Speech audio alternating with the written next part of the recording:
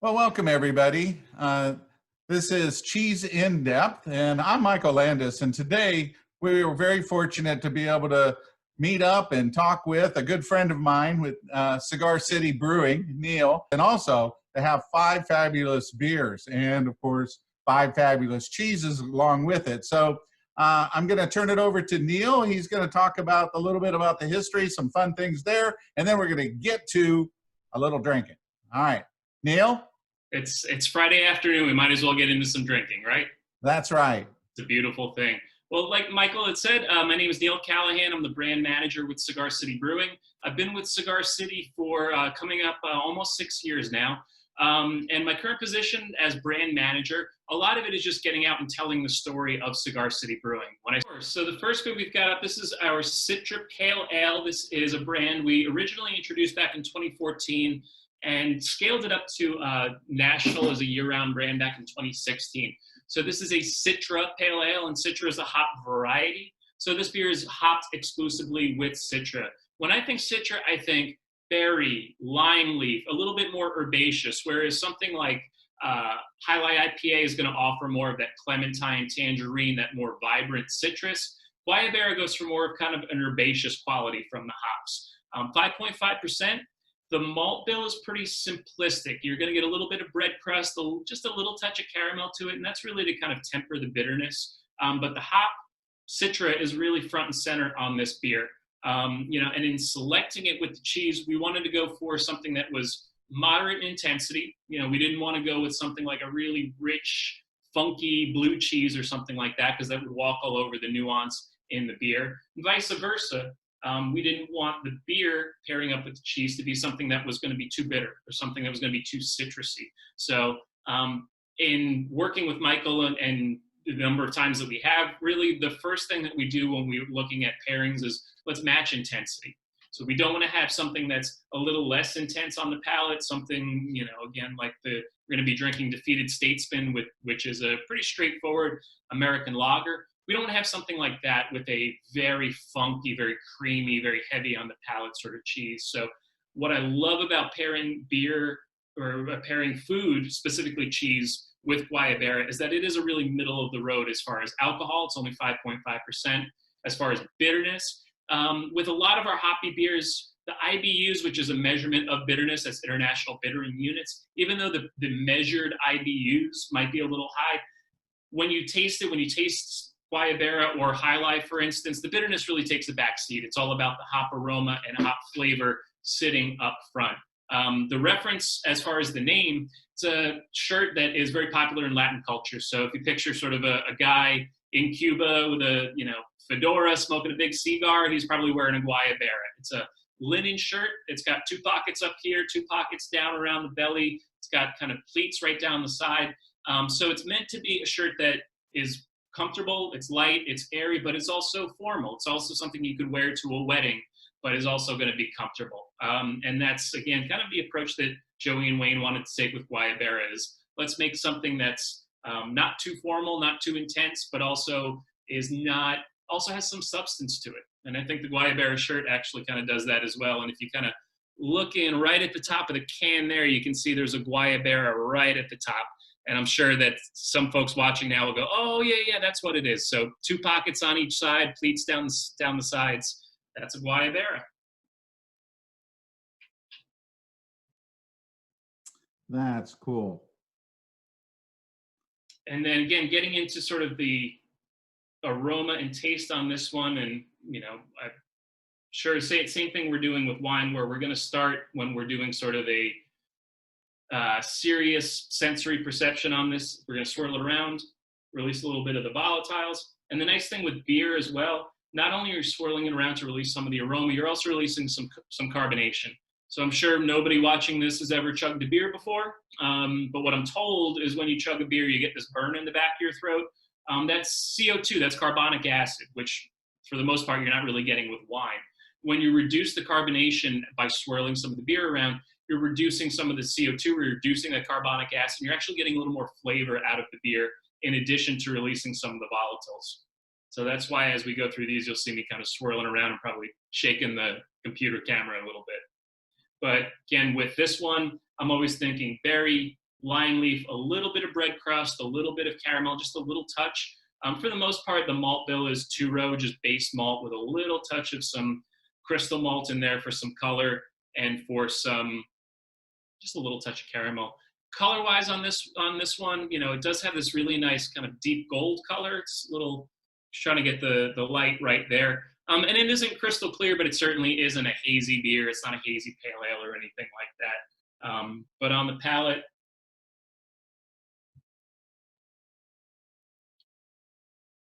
yeah, a lot more of that sort of kaffir lime leaf, a little bit of blueberry, a little bit of a raspberry quality as well. But again, the word just herbaceous always comes to mind when I go through Guayabera Citra Pale Ale. Doesn't have any alcohol burn, and the bitterness, again, is sort of taking a back seat on this one.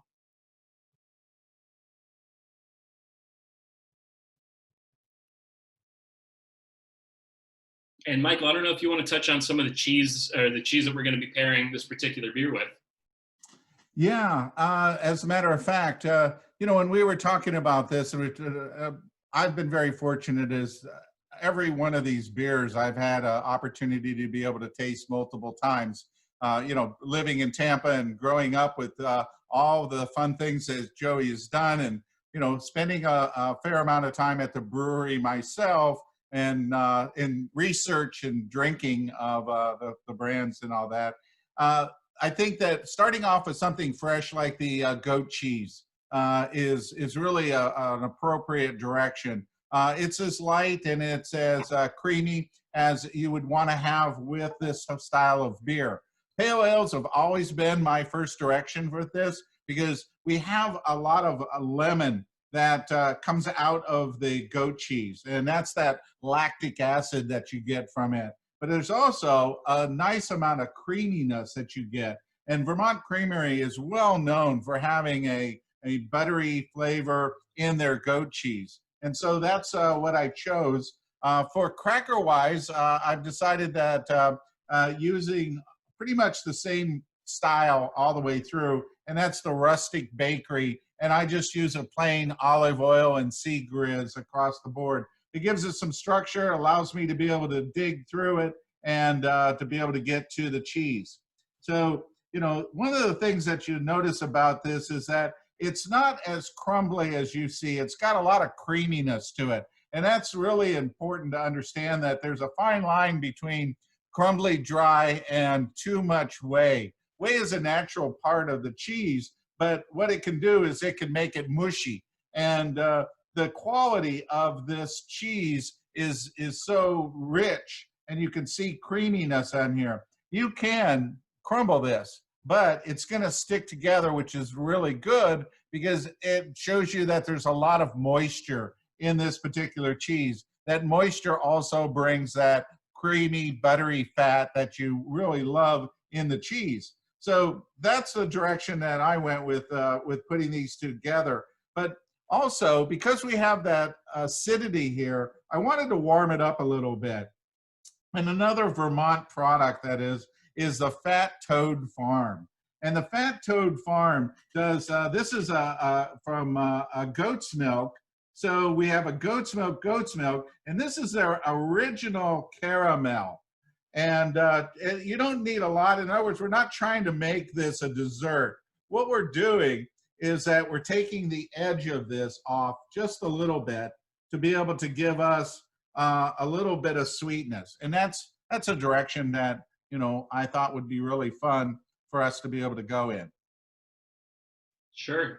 Yeah, Michael, what I'm really liking about this pairing, the fact that the cheese is obviously on the buttery, on the creamy side, but Guayabera is a relatively effervescent beer. It does have that nice carbonation. And that's kind of the scrubbing bubbles, essentially, are helping to lift some of that creaminess and some of the buttery quality off of the palate. And then the acidity, like you were saying, that's in the cheese, to me is really emphasizing that berry quality. It's really even making the berry flavor that's in the hops pop even more, really kind of jump out of the glass even more. This is a phenomenal pairing. This is, I'm liking this a lot.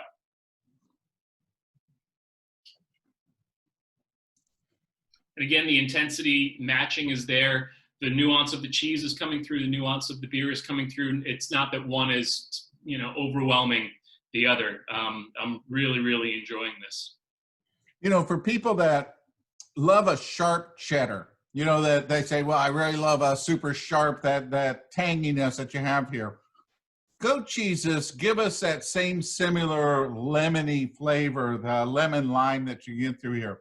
But adding it with the Citra here brings that level up a bit more. I don't know if you noticed it, but we really got a good citrus quality out of this that brought in more of that tanginess, but that underlining butter comes across. And I think that's where we pick up the grain as well, is you get the biscuit that kind of comes across. And, you know, you really don't need these additionals, but they are helpful in being able to have a vehicle to move the cheese from point A to point B.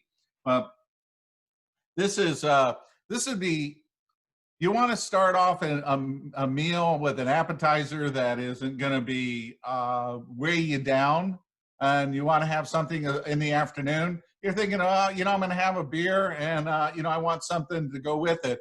This goat cheese is paired up beautifully. It's a match. I mean, you know, a lot of times you talk about, well, it does one thing or it does another. It takes away or it adds. This is just, they both come together beautifully.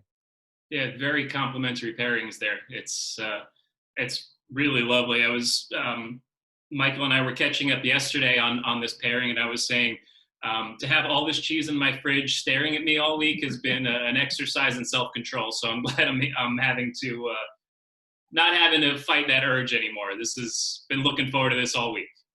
Well, you know, there's enough here to carry you through the weekend. So, you know, you'll be able to continue to pair up all through there and enjoy it. I know I will. I have plans for every day digging in a little bit more. And I really appreciate having a little bit of a extra backlog of beer that you sent along the way. So I'll be able to share this a little later on.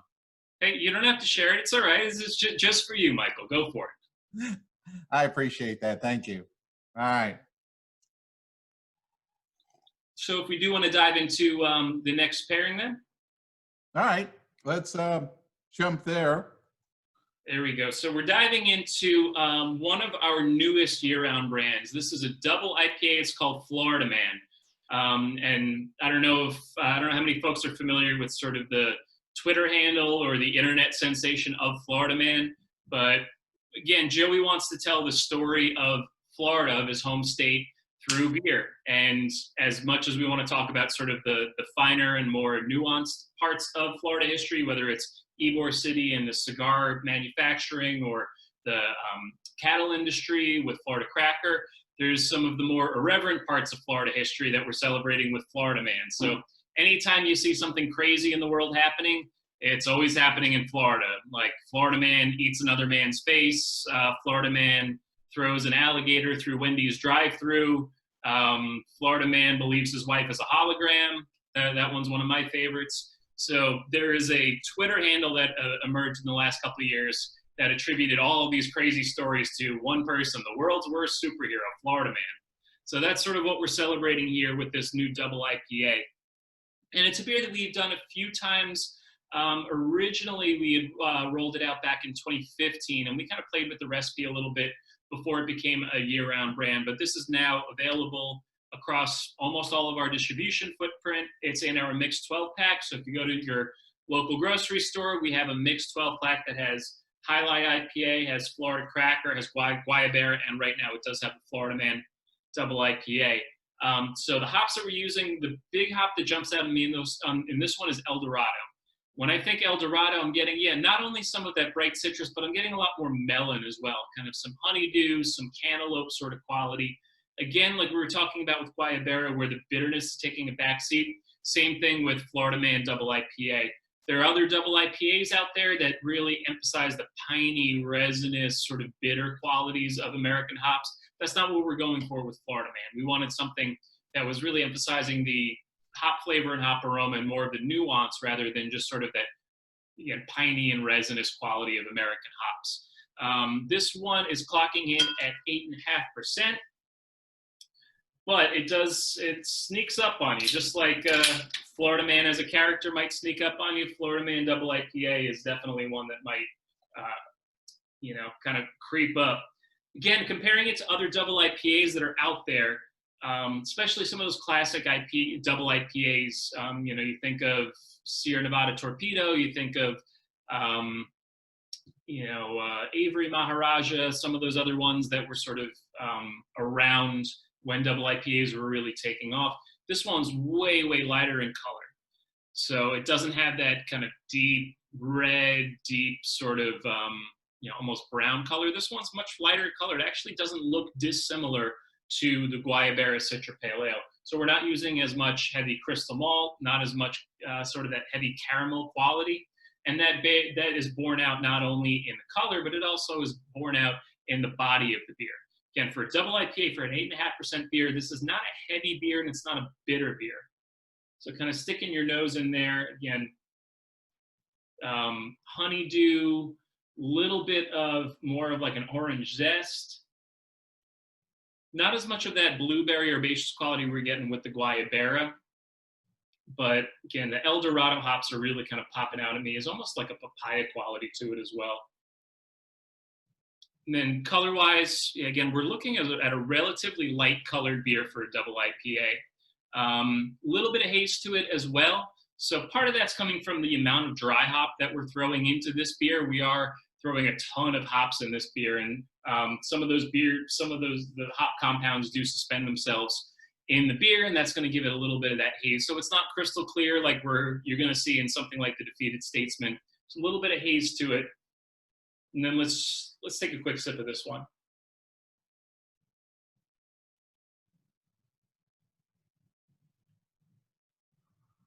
It's got this incredible like candied orange sweetness to it. So that citrus is coming through. It's a little bit of bitterness to help kind of bring everything into balance, but at the same time, it has this really interesting, like caramelized sugar, caramelized orange sort of quality to it, but then that honeydew, that melon quality coming in, and then just a little bit of lingering bitterness, but an incredibly fruit-forward beer for a beer of this strength. Normally, when you start getting this high in alcohol, you start looking at, you know, more IBUs, and you expect to have more body and more caramel quality to balance everything out. And that's not really what you're getting with Florida Man Double IPA. Very, very easy drinking. And again, we're talking about matching intensities. So this is a beer that, you know, does have a little bit more affinity for cheese than a more traditional American Double IPA, more traditional beer that does have, again, resin, pine, you know, the sort of dank quality. You end up hearing those descriptors used a lot for double IPAs, and I wouldn't use any of those descriptors for Florida Man. Just a really complex and nuanced double IPA that, yeah, frankly, will sneak up on you at 8.5%.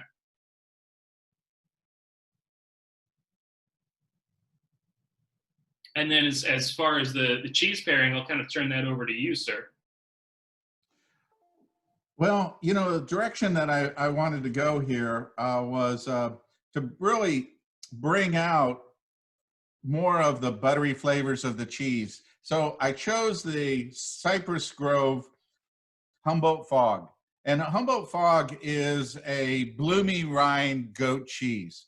You can see that it's got a beautiful line of ash in the middle of this, ash along the rind as well. This has got a little bit of age to it, and that's intentional. Buying a pure white version of a bloomy rind cheese is going to bring you a really crusty, dry cheese. You got to give it a little bit of time for it to start to get a little bit more aging, which creates more butter flavors in it, makes it a little bit more creamier. A Humboldt Fog is after the fog that's out of California, out of the Humboldt Bay, and it has that kind of like grayish quality to it. And this is 100% goat's milk. It is Mary Keene created this. This is what's known as an American original, and I think that's really cool that, you know, we have a Florida Man and then a Humboldt Fog with this, you know, together. I I'm also pairing it with a little bit of Savannah bee honey, whipped honey with a little bit of lemon. This cheese is really well known for being able to have this with a honeycomb. And so it's really nice to be able to have something like that, just a little bit. Again, we're not trying to make it sweeter. We're just trying to bring out some of the more buttery flavors. And then with the beer, we really get a lot more richness from it. What do you think? Absolutely. With this one, I think less so than the Guayabera, what's helping to cut through some of the buttery quality is really that citrus quality. Again, papaya, honeydew, melon, all of that I think is really kind of helping to prevent the cheese from being too heavy and too sort of rich on the palate, which has been nice. But the fact that it doesn't have that bitterness is really allowing some of the more nuanced qualities of the cheese to really shine through. I think that, like you said, that little bit of ashy quality, that little bit of that vein of ash that is in the middle of that cheese is, again, helping to really bring the thing into balance rather than becoming overwhelmingly rich or overwhelmingly heavy on the palate. But again, sort of a traditional American IPA might end up being a little too bitter for something like this, where that bitterness is really going to walk all over some of the nuance that's in the cheese, and we're not running into that with Florida Man Double IPA. So again, I think this is, as far as intensity, really nicely matched. It is. A lot of times you get people that are like, well, I'm not a big IPA fan because it's so hoppy. I'm not a hop head. Well, this isn't that type of hop. It's not in your face. It's really well balanced. But one of the things that happens with this particular cheese is that the hops, the intensity of them, they really drop down. Honestly, when you put these two together, immediately you get this drops down to like a pale ale, or even just a little lighter. And it's not a bad thing, because that brings out more of the butter on the cheese. And Humboldt Fog has got a tremendous amount of butter to it. Even though a lot of people think about goat cheese as being just so tangy, this isn't. It's got a lot of cream flavors in through there. It has an interesting story as well, is that where Mary Keene, she moved up to Northern California with her husband, and they actually built their own log cabin up there and get settling in. She had 4 kids, and next door they had some cattle, and they also had some goats, and she was looking for to get some more natural, healthier milk, and by feeding her kids some goat's milk. So she thought that she would buy them or borrow them from the farm next door. She went next door and asked them about it, and the lady said, hey, if you can catch them, you can have them. And in a short period of time, she had like 40 goats. So she started making cheese. And, this is a story that is just amazing. When you think about it, somebody that got 2 goats, and then the next thing they know is this is like one of the most awarded cheeses, and it's so well done. And don't be afraid of the ash in here. The ash helps reduce the pH, which makes it just a little sweeter. It's a good thing through here. And it's very natural for a lot of the aged and or bloomy rind. And the rind is completely edible. Bloomy rind is kind of like a little bit of a white button mushroom. So you get a little mushroom in there, but it's not like a heavy. It's just enough that works in here that gives it some structure that holds up to the IPA. And I think that's important to understand, is that, like, if we were to pair this up with the fresh goat cheese, it would turn the goat cheese into cream. It would just be kind of like you added a little bit of cream to it, because it doesn't have enough structure to be able to hold that up. And that's why the Humboldt Fog does really well in that instance. It's funny that you added a little bit of honey to the cheese when you're tasting it, because I think that's actually what the beer is doing as well. We are adding, there's some certain specialty malts in there that do bring out a little bit of a honey quality, I think, on its own. But then when you pair it with the cheese, it really does bring out more of this honey quality inside of the beer that you don't normally find. And just like you adding the honey to the cheese on its own, I think the beer is really doing that as well. And it's it's turning out really nice. It's a great pairing. Yeah, I agree. You know, you don't have to have that extra little bit here. I do that because a lot of times when you're pairing something, you want to give a little bit of a kick in there. And for somebody that may not have been a fan of IPAs, especially a double IPA, there'd be a lot of people that would probably be hesitant to be able to do that. Where a little bit of whipped honey with lemon in here, it really does accent the lemon in the beer, and so it kind of fuses these things together. So they play upon each other really well. You don't have to have it, and it's just a nice little bonus. It's kind of like the cracker having that. You don't want something that's going to get in the middle of it. However, if I was going to use a flavor in here, I'd probably do a little rosemary olive oil cracker, because this all would really, the little bit of herb that would work really well with the beer, that would work really well with the cheese, it would really bring things out even more. But, you know, alone, the cheese and the beer is fantastic. Absolutely. Absolutely. I've been enjoying that one a lot, most certainly. So ready to dive into the next beer if you're ready for it, sir. There we go. So diving right into the next beer, and I kind of referenced this one a few times. This is, excuse me, is the Maduro Brown Ale. This is the very, very first beer that we ever brewed back in 2009. So it certainly has a sentimental spot for us as a brewery. Beside that, this is, if I had to pick a favorite, this is my favorite year-round beer that we do. The brown ale, you know, early 2000s had a little bit more of a time in the spotlight, and it's a style that hasn't really taken off the way that an IPA has or a double IPA has. But within this category, this American brown ale, this beer I really think is exceptional. I think you could put this in a lineup of any 5 American brown ales, and you'd be able to pick out which one is Maduro. So what really separates this beer is there are some oats in there. They're going to add some body, add some creaminess. This is a beer that I put in front of people, and then when I tell them that there is no actual chocolate in the beer, it's mind blown, because there's so much chocolatey quality, and that's coming from not only from the type of yeast that we're using, but for the most part coming from the specialty malts that are in this beer. So there is some chocolate malt, a few other, specialty malts that are bringing out this chocolate, toffee, a little bit of a roast espresso quality to the beer. Only 5.5%. What I tell people is this beer is almost like a more moderate bodied and moderate alcohol American stout or American porter, because it does have so much more chocolatey quality and so much more body than your typical American brown ale. It also doesn't have the bitterness that you expect out of a typical American brown, you know, a Brooklyn brown ale or an Avery Ellie's brown ale, which are both exceptional beers, phenomenal beers, very exemplary for the style. But this beer really doesn't have the bitterness that those beers do, and it's much more chocolate focused, and it's much more caramelly, chocolatey. Again, a little touch of espresso to the beer as well. But when I put my nose in that beer, I think cocoa powder. Not only is it, you know, baker's chocolate, but it's just straight up cocoa powder. It does have a little bit of kind of a woody, earthy hop quality. We're using some English hops in this beer. When I think English hops, I always think, yeah, woody, earthy, sometimes some minty quality. So just a little bit of a woody quality to that.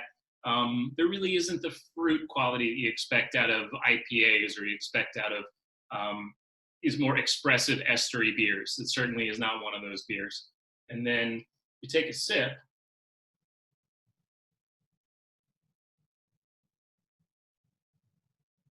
Yeah, again, cocoa powder, baker's chocolate, some toffee, and then just a little touch of roast, a little touch of espresso at the end, maybe a little hint of smoke, but not a ton, just enough to kind of help bring the whole thing into balance. What I love about it, though, is for all of those sort of rich descriptors, it's a very moderate bodied beer. It's only 5.5% alcohol. It doesn't sit heavy on the palate like a big imperial stout or a porter or anything like that. So it's kind of everything I love in a good stout or porter in a 5.5% alcohol package. The name on this one, the Maduro, we're taking that name from a dark wrapper on a cigar. The cigar reference is in turn a Cigar City reference. So when we're talking about cigar history, we're talking about Ybor City, we're talking about Tampa, we're talking about really the history of the area where the brewery has started. But again, not only is it the first beer we ever brewed, so it has a sentimental spot in that sense, but to me, this is just an exceptional beer that is idiosyncratic. Again, you could put it in a lineup of a lot of other brown ales, and you would be able to pick out Maduro every single time. Just really, really tasty. And again, for only 5.5%, it's got a lot of flavor to it.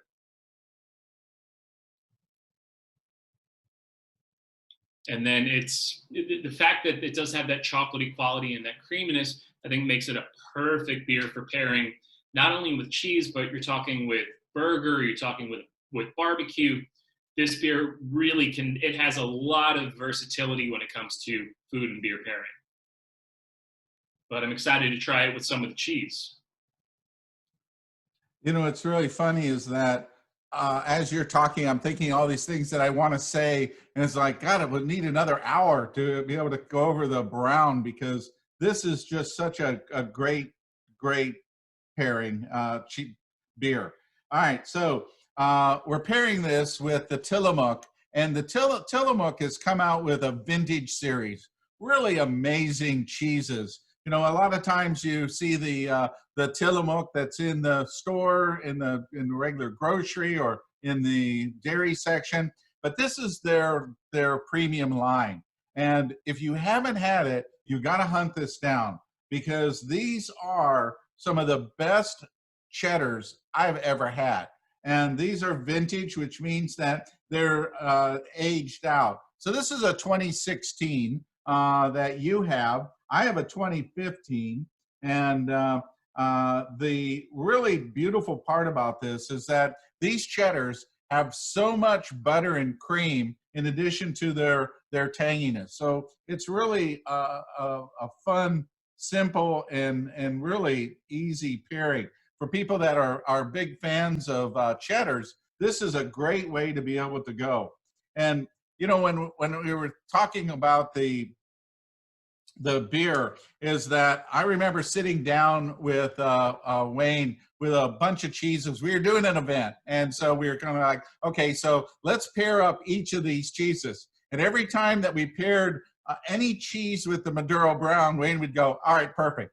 It was like we could have just done the Maduro Brown and every cheese, because they all worked perfectly together. I mean, this is, this is one of the best and easiest. If you want to have one beer that's going to go with everything, I would say that.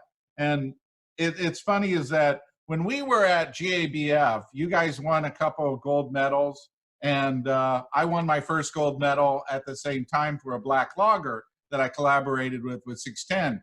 And it's funny that, you know, in the process that you go in the brewing about what you're going to do, and here in Tampa, you know, we're at 610, we're not going to go, well, let's try to compete against High Life or compete against a Maduro Brown or a Cracker. We did our own thing. And, that is what is so cool about this beer, is that when you do taste it, you know that it's Maduro Brown. You know that it's not just any of the others. It's so Cigar City. Absolutely. I think you hit the nail on the head, Michael. This is a beer that really, I think, encapsulates what Cigar City is all about. It's complex, but it's approachable. It's moderate alcohol, and it is, we both said it in a few different ways, but it's so versatile when it comes to food and beer pairings. It can really pair with so many different things, whether it's, it'll temper some of the char on something like a steak or a burger. It'll mellow out some of the spice in, a mole or something like that. It'll add some dimension. It'll add some depth to a cheese. It'll really, not only, you talked about sort of the tempered, tanginess or the tempered acidity that's in something like the aged cheddar. This does a really good job of doing even that, where it's accentuating some of the more creamy qualities of the cheese and really helping to temper some of the sharpness of the cheddar. You always think sharp cheddar, and the beer is really helping to take some of the sharpness off and bring out some of the body, some of the creaminess of the cheese as well. Well, the maltiness really goes well with the cream. So you get this malt cream, butter, along with that tanginess. As much as you love that, you do lose a little bit of the tanginess. It really kind of drops down a little bit. But without the tanginess, there wouldn't be the structure for it to be able to stand up to the beer. In other words, if you did a mild cheddar, you would lose any of the real flavors of the cheddar because there's not enough strength to be able to do that. Right. Where, you think by itself, it's got a great tanginess to it. It's got a great flavor. In recipes, my wife is from Texas and does a brisket that is, like overnight. It's just an amazing thing that she does. And, it's always done with Maduro brown now because this caramelizes so well in its sauce that there isn't, it's like the secret sauce. Yeah. We're not just paying Michael to say that, I promise. Yeah. Beautiful, beautiful. So if you're looking at doing cheddars, on this particular direction, because there's so many out there. I mean, America is cheddared. So you really want to go with something sharp, something aged, to something a little more crunchy. And this one, something that I want to note. You want to note on this is that there's a lot of crystallization in here, and this crystallization is what's known as calcium lactate. And calcium lactate adds to the crunchy feel that you get with it. It also gives you a little bit of the amino acids that are through there. But that crunchiness tells you about its true aging. In other words, the calcium lactate comes from the salt. This is, when they make this, they actually add salt to the curd. So it's bonded on there. When it hits a warm curd, it actually melts. And when they pack it together from the curd, little spots, holes are put in there where the liquid just micro sits in there. And as it ages, the moisture dries out and it leaves the shell of the salt, which is the calcium lactate, which gives you that white film or that white spots on there. So a lot of people see the white spots, they think, oh my God, it's molding. No, it's calcium lactate, very, very normal. As a matter of fact, that is what you want to see in an aged cheddar. You don't see those spots on there, then there's something wrong. It's not a real deal. This is real deal. And when you pair it up with something like the intensity of this, with the richness and the flavor and the maltiness, oh my God, this is just amazing. Well, I think you bring up an important point, especially when it comes to beer and cheese pairings, is texture. I love wine. I'm a big wine geek as well. But when you're talking about wine, you're not talking about texture as much as you are with beer. Because beer, you get carbonation, essentially. You get a lot more kind of variety when it comes to a very, very dry, crisp beer like the Defeated Statesman we're going to be drinking, or a very, very heavy, sweet beer that has a ton of residual sugar. You're talking about carbonation, you're talking about acidity. And those are things that, you might touch on with wine, but you don't get as wide a spectrum with wine as you do with beer when it comes to, again, texture, carbonation, bitterness, all of these things that you really are not discussing when it comes to wine. So I'm not saying beer is better than wine. I would never say that, but I'm just saying when it comes to pairing, it does offer a lot more dimension that you don't necessarily see when it comes to a wine and cheese pairing. Yeah, I mean, I'm a quartermaster sommelier myself, and beer server cicerone. So I don't know how many times have we said beer is liquid bread. About using the grains and all of that. And you think about what cows eat. Cows eat grain. They eat grass. They don't eat grapes. So you think about the grass-fed and the grain and all these things that go together. They have a natural part. I find that most people that are, even light beer drinkers will pair up and find a nice pairing better than somebody that's a novice wine drinker. Wine takes some education. It's not as easy, I think, to pair and drink because it's a little more complicated in that respect, and also your way you like it.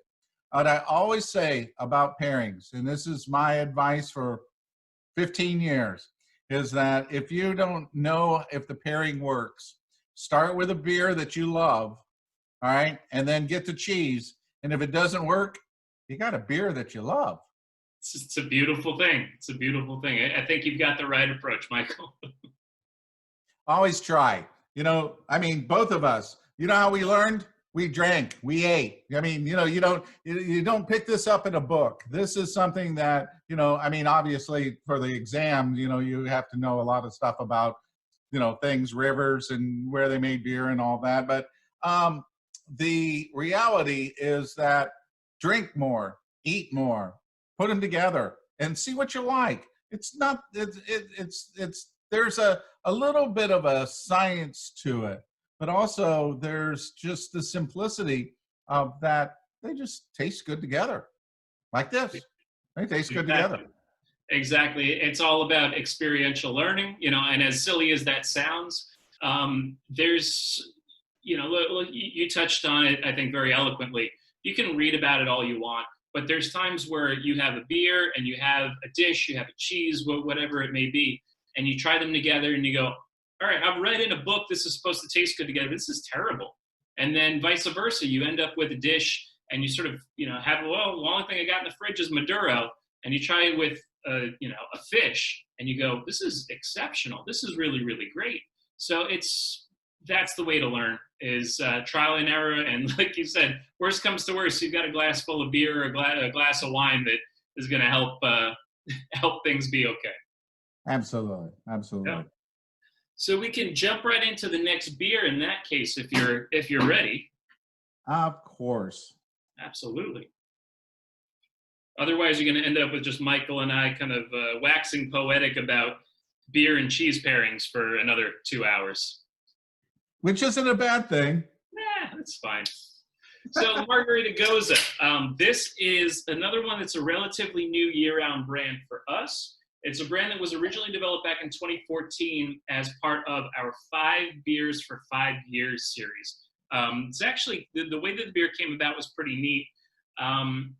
For our 5th anniversary, we kind of split the brewery into 5 different teams. We had our brewing team, our packaging team, we had our tasting room team, we had a number of, you know, essentially the different departments within the brewery, and each department got to develop their own recipe. And our packaging guys, those guys are working out in an on-air conditioned warehouse all day long, putting our beer into kegs, cans, and bottles.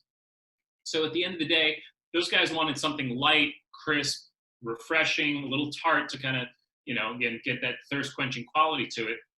So they designed a beer called Margarita Gose. So the Gose, the style is actually called Gose. It's a style that developed in Goslar, Germany. Really, it's a very, very traditional style of beer where a lot of beers essentially would have tasted like this a few hundred years ago because of the lack of sanitation, because of essentially not understanding what would make a beer sour. You would end up with the majority of beer probably did have some acidity to it. And there's certainly is borne out in Margarita Gose. So the Gose style, you're always expecting a beer from, the style originated in Germany. It's got some wheat, it's always got some acidity, it's always got some tartness, and salt is really what kind of separates the Gose style from the Berliner Weiss style. That's, you know, they're both kind of 2 sides of the same coin. There's some nuance, but picture a light, low alcohol, tart, refreshing beer with just a little touch of salt. So that's the Gose style. And then the Margarita, pretty self-explanatory. We were inspired by the Margarita, so we wanted to add orange, lime, and salt to this beer. So it's a beer we kind of played around with a little bit. We originally did it in bottles, then we were releasing it in draft, and we said, this is just such, especially in the state of Florida, this is a perfect beer for the beach. It's a perfect beer for the poolside. Again, because of that low alcohol content, you can have a couple throughout the day. And that acidity is just this great thirst-slaking, really great quality to the beer. This is my go-to warm weather beer, again, because of that moderate alcohol content. But as we're sniffing it, so we're getting beer on the nose, just a ton of orange, lime zest, a little bit of like overripe lemon as well. And there's, you know, a little touch of that kind of salty aroma, not a whole lot to it. You know, with a low alcohol, moderate body beer like this, we're looking for sort of balance. So we didn't want to have an overwhelmingly sour beer. We didn't want to have an overwhelmingly fruity beer. We wanted everything to sort of be in balance and make it a good, you know, sipping sort of beer. So again, little touch of salt, but bright orange, lime zest, and then kind of overripe lemon.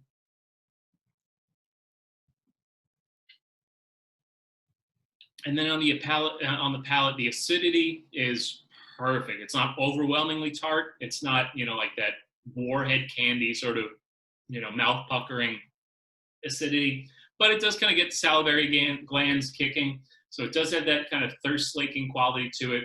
The orange is in there. The lime is definitely in there. I think the lime's in there a little bit more than the orange. And just a little touch of salinity, not a, you know, it's not like drinking salt water or anything like that.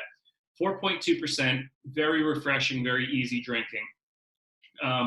The acidity and the high carbonation. This is a beer that's also carbonated just a little bit higher than something like Maduro brown ale or the Guayabera. And that also helps really cut through fat, cut through creaminess, cut through any buttery quality that we might find in some of the cheese as well. But this is a beer that's available year round. I always have a 6-pack of Margarita Gose in the fridge because of that moderate alcohol quality. I could have a couple and be, you know, okay. And then just that thirst slaking, that kind of nice, refreshing acidity. What's amazing about this beer too is we were one of the very, very first breweries to experiment with a new style of making sour beer. Normally, most sour beers that you find, they're going to be pitching bacteria in the beer. It's totally innocuous. It's not a pathogen or anything like that. But it's lactobacillus. It's essentially the same stuff. I know Michael had kind of touched on that a little bit. What brings out some of the zinginess, some of the tartness in some cheeses, or what you're going to see in yogurt. It's what makes yogurt tart is lactobacillus. It creates lactic acid. So normally, with almost all sour beers that you see, it's either going to be some wild yeast or some bacteria that creates lactic acid. There's a yeast lab that's actually creating a style of Saccharomyces. So it's the same type of yeast that's used to ferment all of the rest of these beers, but as a sort of byproduct, it produces lactic acid, which is not something you see in most styles of Saccharomyces, most species of Saccharomyces. So we were one of the first breweries that was working with Lallemand Yeast Labs to work on, it ended up being called Sour VCA. So instead of Cerevisiae, which is the Latin name for brewer's yeast, it's Sour VCA. So it's a normal Cerevisiae Saccharomyces yeast that's producing lactic acid. So all of that technical stuff aside, what I find within this is it creates a tartness that's a little less sharp. It's not overwhelmingly, again, mouth-puckeringly sour. It creates a more nuanced, a more kind of rounded sour quality, more rounded tartness. Really, really great beer. And I'm always drinking a lot of this Margarita Gose because it's so easy drinking and such moderate content.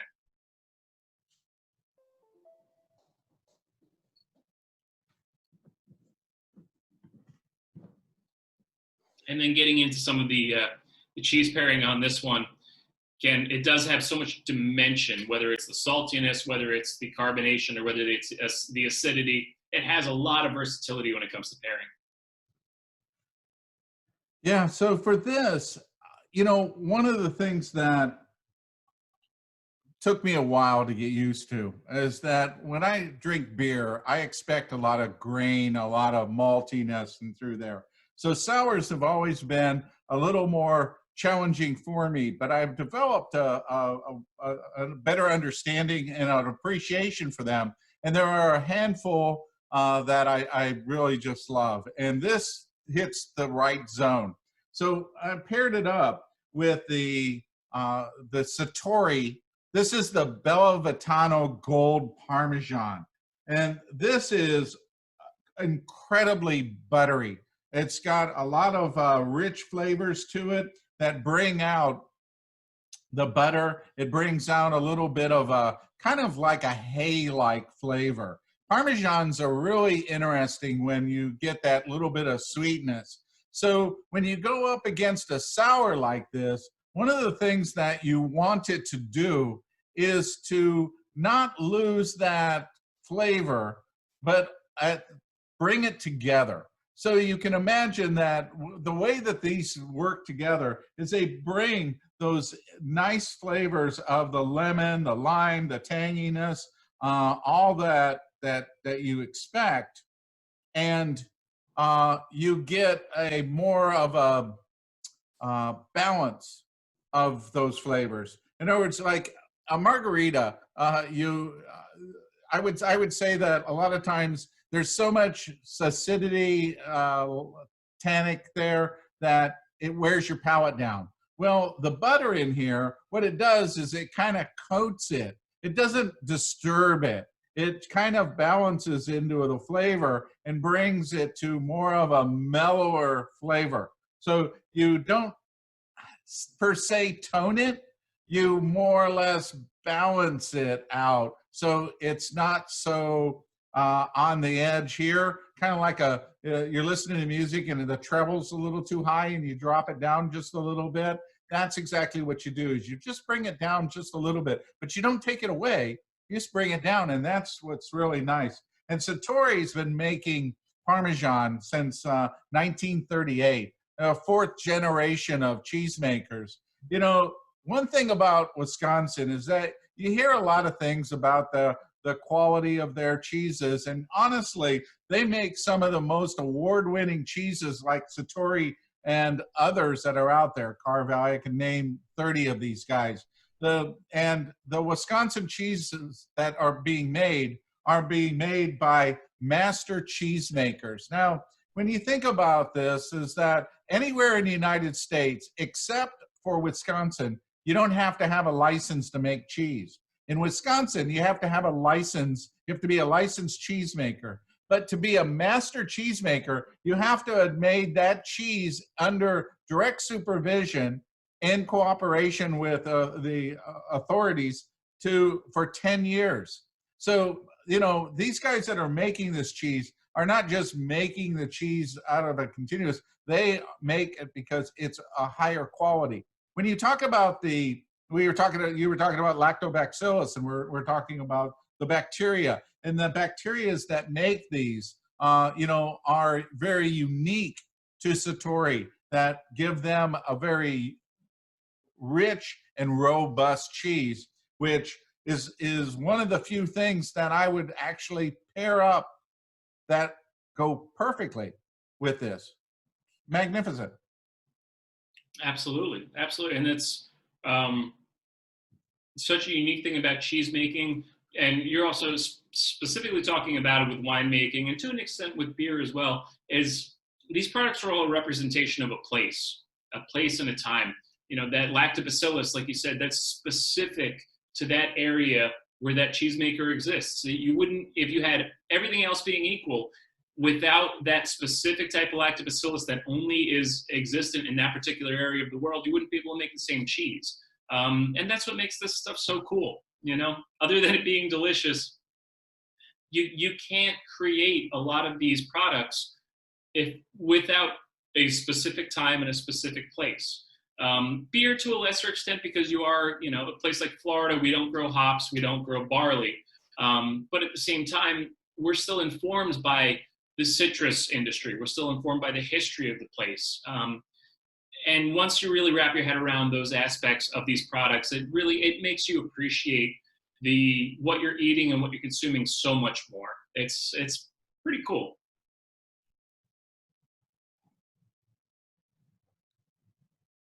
How's your Margarita Gose treating you, Michael? Oh, you're exactly right about it being a go-to. This is so refreshing, so easy. One of the things that I pick up immediately is that there's, you know, that beautiful tartness. This isn't you know, a Skittle tart. This is a natural citrus tartness that is perfectly balanced in the beer. But after taking a sip, you kind of crave a little sweetness. You know, it's kind of like these, you know, the salted caramel. You know, you like the salt, you like the caramel, those contrasts. And so, you know, when you take a bite of the cheese and then you take a sip of the beer, and then you take a sip of the beer, you want more cheese. because you want that balance of that buttery flavor that comes across. So it's very addicting. It's absolutely with these tart sour beers. Yeah, you take a sip and you just you find yourself habitually just throwing them back. They're so tasty. Yeah, it is. I'm down through this one a lot faster than the others because it's just so easy to be able to drink, and it goes so well with the cheese that it's just a nice little balance. This again would be something that you don't have to create a evening event for. This could be, you decide that it's time to have a beer. I want something to go along with it. You can pick up a Parmesan, one of the Sartoris in there, the BellaVitanos, or any one of their line, and you can really find that this works really well, and you get a little bit of protein, a little bit of snacking with it. I don't even want to add the cracker to it. It's not necessary. Yeah. These two have just a nice balance together. Oh yeah, in working on the pairings, this was a beer I knew we were going to pair with some type of cheese because it's so versatile. It was really just kind of narrowing down which cheese it was going to be best suited with. Yeah. Yeah. And I figure we'll get into the last beer before before we get into doing this for 4 or 5 hours, because I know you and I could sit and again pontificate about this stuff for quite a while. But I figure we'll get into the last beer. This is a beer that is exclusive to the Cigar City Brewing tap room in Tampa, Florida. So this is a beer you will never find out in the market. It's a beer you will only be able to get inside of our tap room. It's a beer called Defeated Statesman American Lager. So we've been, it's funny, myself, our Director of Brewing Operations, Sean Sasser, a lot of the folks that have been in the beer industry for quite a while, look, we all love Highlight IPA. We all love these big barrel-aged imperial stouts. But a lot of times at the end of the day, we want something that's a little more crisp, easy drinking. Sometimes you just want, for lack of a better term, beer-flavored beer. So we have been playing around with a few different lager recipes, and one of the most recent has been this Defeated Statesman American Lager.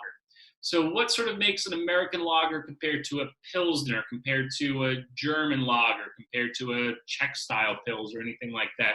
So one thing when you see American, and when you're talking about American lager, pre-Prohibition Pils, anything like that, is going to be the addition of corn, either corn and or rice. So this beer's got 2 types of heritage corn. And then, it's kind of let's say a judgment call when something kind of crosses the threshold from an American lager to an American Pilsner. Really, the point of differentiation is the bitterness level. Both beers are going to use similar ingredients. They're both going to be similar alcohol content. They're both going to use corn. They're both going to it's going to be a lot of similarities, but it's really the emphasis on bitterness that differentiates American lager from American Pilsner or pre-Prohibition Pilsner or something like that. So with this beer, the bitterness just took a little bit more of a back seat than you would expect out of an American Pils. But we are using some newer hops in this one. We're using some Laurel hops. We're using some hops that are throwing off a little bit more grassy, earthy, herbaceous qualities to them, more so than you would see in a German-style Pilsner. But again, when we're talking American, we're talking about corn. And this, we're talking about lighter American beers. When you see American, you're probably going to be expecting some corn or rice, and this has 2 types of heritage corn. And then, the bitterness just isn't there compared to something like an American Pilsner or pre-Prohibition Pils. So my sort of being drawn to pull this beer into the pairing as well, I wanted to have something that we could only get at the Cigar City tap room, just to kind of really talk about some of the cool stuff that we're doing. Because anytime you walk into our tap room on Spruce Street, you're always going to be able to get something you can't get anywhere else in the world. We do so many different beers that we don't send into distribution. Sometimes we'll put in a can, sometimes it'll just be draft only. But we've always got something that we're experimenting with. We've always got something new and interesting that you will only be able to get at the tap room. So I wanted to do that, and that's why we've got it in sort of this bigger 32-ounce crowler here. I love these crowlers. So it's the same, mechanics as a growler, essentially, where you're taking draft beer and putting it into a vessel to go. But instead of just screwing in the top where you're allowing a lot more oxygen ingress, we're putting it into essentially a giant 32-ounce can. So the oxygen levels are a lot lower, freshness is a lot better, and you've got a 32-ounce can of beer. It's not bad at all. But defeated Statesman, 4.7%, light, crisp, a little bit of that corn quality because, again, we are using 2 types of heritage corn. Bitterness takes a back seat. It's got a little touch of that fresh cut grass, hay quality from the hops that we're using, but balanced, easy drinking. Again, for lack of a more nuanced term, it's beer flavored beer, but with a much more clean, crisp approach than you would expect out of the Bud Miller Coors of the world. I love this beer, and a lot of the folks that work in the brewery, this is what we're going to at the end of the day, rather than kind of a big, intense IPA. We just want kind of a crisp, easy drinking beer, and this is a good one.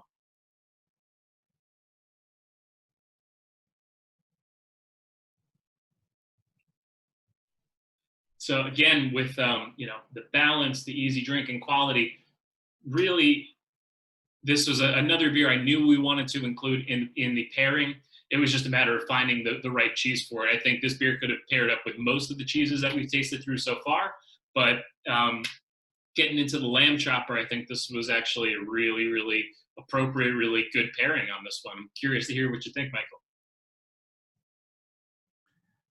Yeah, I think that, when you're talking about a beer that has this light flavors, you don't want something that's going to crush the beer. You want something that's going to really bring that up. And lamb chopper is a sheep's milk cheese, kind of like a sheep's milk Gouda, you'd say, but it's got more of a bready quality to it, and it's got a lot of butter. And sheep's milk has got more butter than any other type of milk to it. So you really have that buttery advantage that you have with the sheep's milk. And again, Cypress Grove, really focuses on a high quality, using the attributes of the type of milk.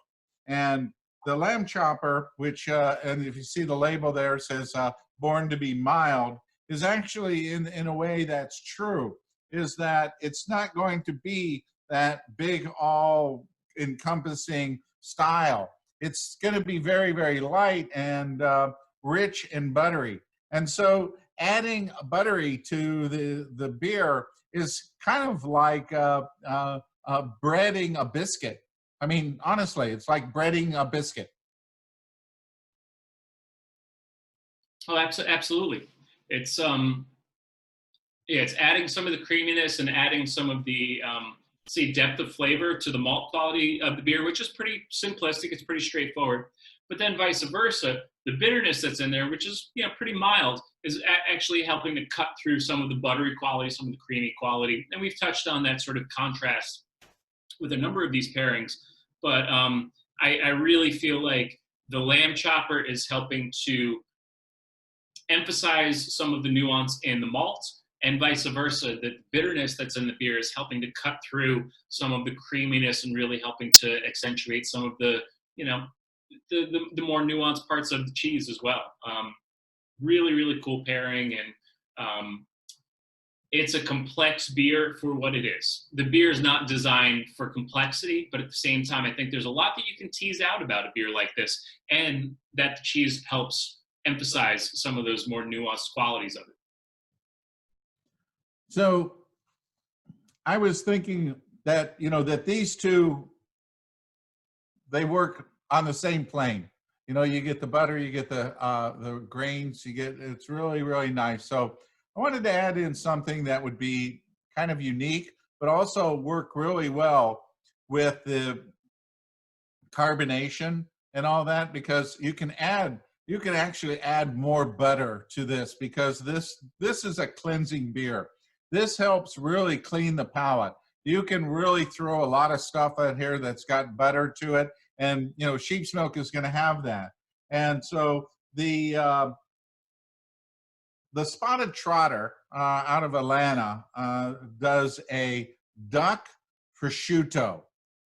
And so I'm marrying up the little duck prosciutto with the lamb chopper. And so that extra little bit of butter gives you the meaty flavors of the duck, the real rich flavors, but the beer cleans and adds to it. So it's just really things that you can add to this. Charcuterie added to any of the cheeses would work because of the beer. Absolutely, absolutely. It's adding dimension, and I think every time you bring in, whether it's dried fruit, whether it's a preserve or a jam, or whether it's some charcuterie, just adds another dimension to things. And like we were talking about earlier, only way to figure out what works with all this stuff is to give it a shot. You can read about, all right, yeah, this this type of chorizo will pair with this type of wine or this type of beer, but it's not until you actually try them out and you have them both on a plate and in a glass that you figure out what actually works. So that's, I guess, our challenge to you is try some of these things out, figure out what works for you, and there's no wrong answers when it comes to pairing. If it works for you, and as long as you can explain what's going on and what works for you, there are no wrong answers. It's great. Well, pairing is like love. It's in the eye of the beholder. You know, some people like certain directions, but I think that the guide that you should think about when you're doing a pairing is that no matter what, there's going to be some change. Some things that are good, some things that are, you know, maybe not the direction that you want. But the idea that you can take like the hoppiness of a beer and have a cheese that brings it down, which mellows both of them out, where if you didn't have the hops, you wouldn't mellow out the cheese. But if you didn't have, you know, the style, that intensity of cheese, you wouldn't be able to mellow out the hops. And so if you had it with a lighter beer, you wouldn't get the pairing. It would be one versus the other.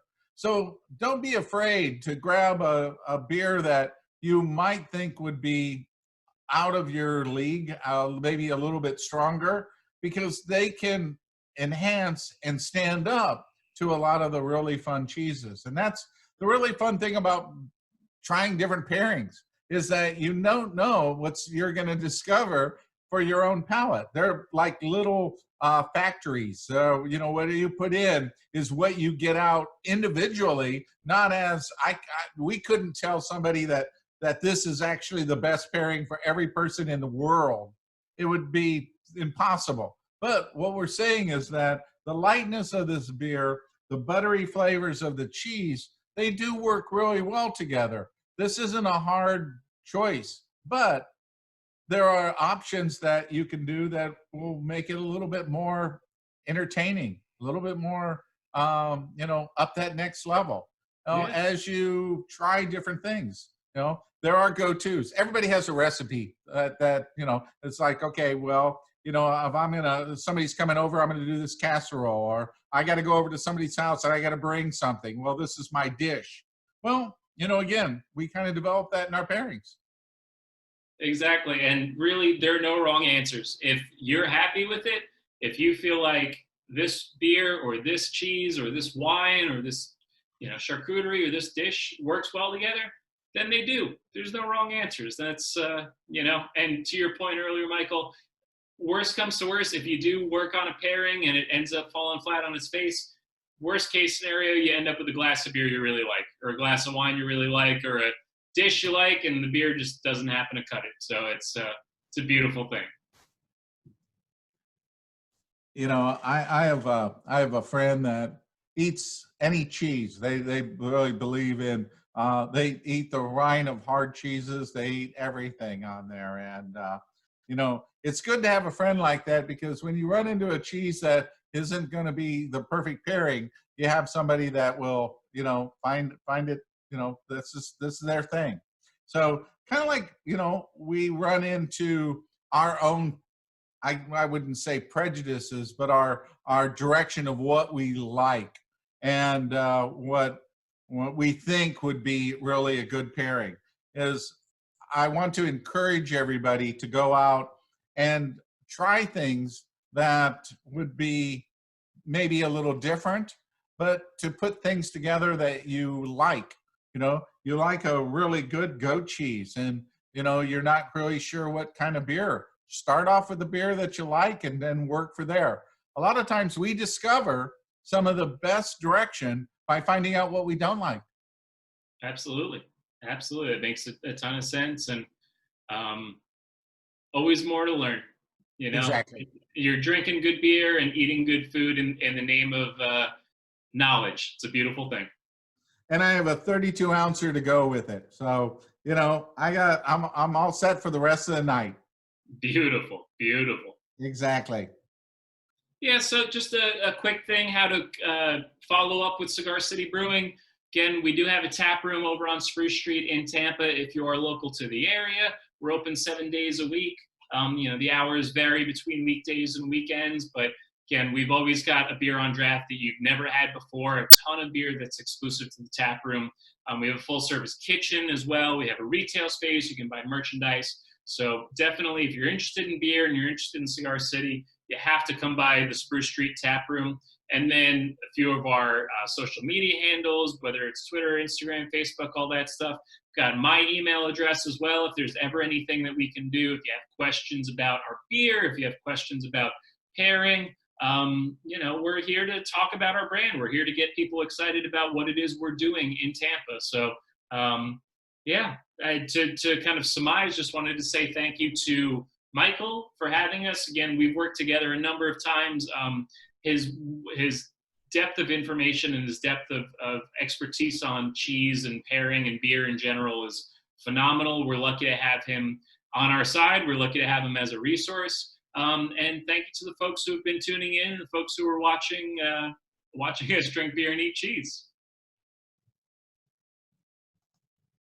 Well, thank you so much. You know, again, it's same thing is that, you know, you and I have worked together long enough and through these years to know that it's a collaboration, our ability to be able to help each other and to be able to do these things and help other people understand. You know, I'm hopeful that maybe we can, in a couple months from now, look at another round of beers and do another session, you know, coming up. Yeah, don't threaten me with a good time, Michael. All right. Well, we'll definitely talk about this, and hopefully in the near future, we'll be able to meet at the brewery face to face and enjoy a beverage together. Absolutely, absolutely. Thank you so much for having me, and thank you for folks who are tuning in. And we'll do it again soon. It'll be great. All right. Thanks, Neil. All right. So everybody else, thanks so much for standing by and enjoying this little adventure with us. We really enjoy being able to bring these to you. Next week, I have some really fun and exciting, different people coming on. I have the wonderful folks at Effie's coming on, their homemade biscuits. And I know that sounds like, oh my God, biscuits, but they pair up with cheeses like you don't believe.